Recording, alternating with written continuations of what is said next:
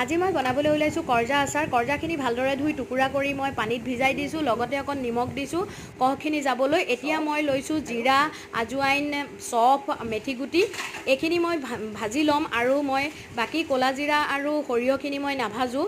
লগতে শুকান জলকীয়া 4টা দি মই এয়া নাভাজা সৰিয়হখিনি মিক্সিত মাৰি লৈছোঁ।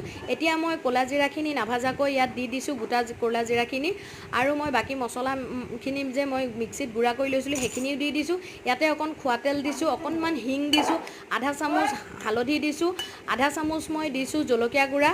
এতিয়া দি মই ভালদৰে মিশ্ৰণ কৰিছোঁ এখন চামুচেৰে আৰু 15 মিনিট এনেদৰে থৈ দিছিলোঁ। দিয়াৰ পিছতে মই ভিনেগাৰ অকণমান দি এয়া মই বাতিটো এনেদৰে জোকাৰি দিছোঁ হাতেৰে।